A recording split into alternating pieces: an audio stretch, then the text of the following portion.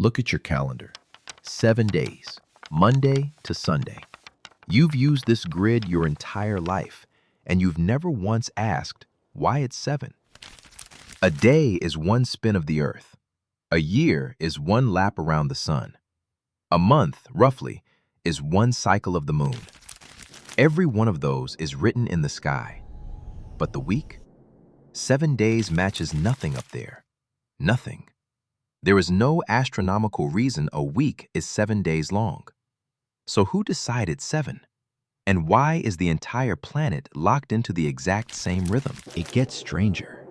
Almost every other unit we count, we've changed. We reformed the calendar. We moved New Year's Day. We redrew time zones across whole oceans. But nobody, not emperors, not revolutionaries, not dictators, has ever managed to break the 7-day week. 3 different regimes tried to kill it. All 3 failed, and one failed so bizarrely it nearly tore families apart. We'll get there. But first we have to go back, past the Romans, past the Greeks, about 4,000 years, to a city obsessed with the number 7, for a reason hiding right above their heads. Ancient Babylon. The priest astronomers there noticed something. Most stars are fixed. They wheel across the night together, never changing position. But a handful of bright objects wandered, moving on their own paths. They counted 7, the sun, the moon, and the 5 planets you can see without a telescope: Mercury, Venus, Mars, Jupiter, and Saturn.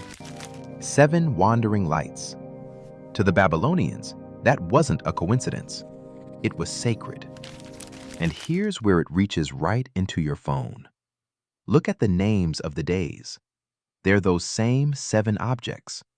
Saturday, Saturn's day. Sunday, the sun. Monday, the moon. In French, it's even clearer. Tuesday is mardi, Mars. Wednesday, mercredi, Mercury.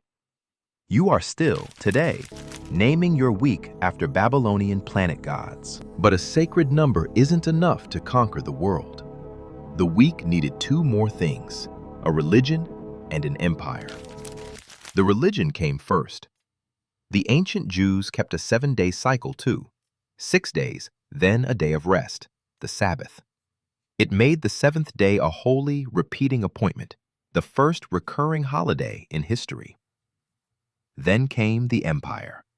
And here's a myth worth killing. Rome did not always use a 7-day week. For centuries, Romans ran on an 8-day market cycle. The 7-day week crept in slowly, over almost 200 years.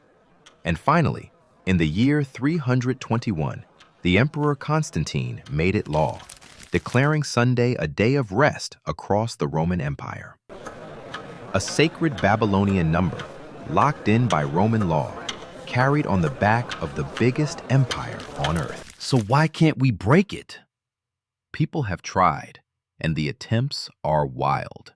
In 1793, revolutionary France threw out the whole calendar and built a clean, rational 10-day week. One problem? It meant 1 day off in 10 instead of 1 in 7. The French hated it. It collapsed within a decade. Quick one for you.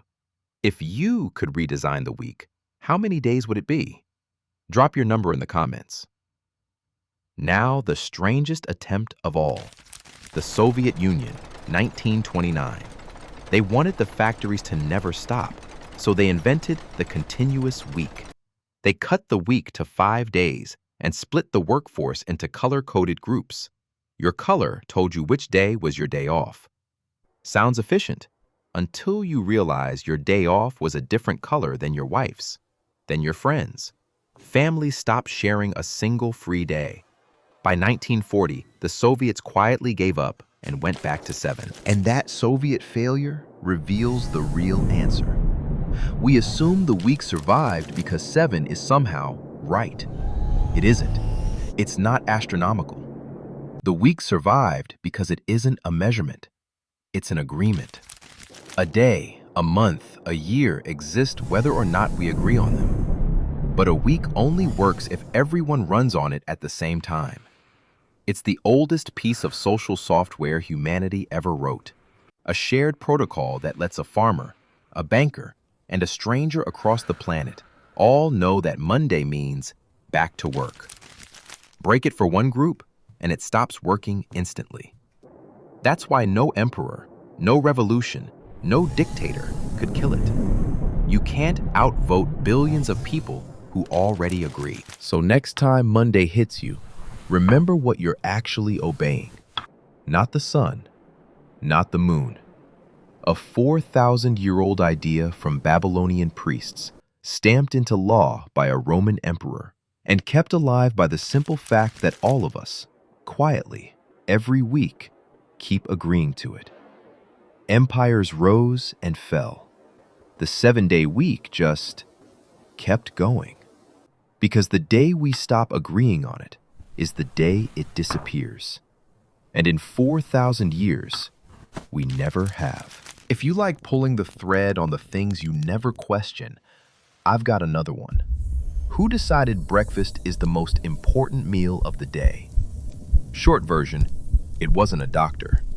It was a man trying to sell you cereal. That story's right here. This is Why We. See you in the next one.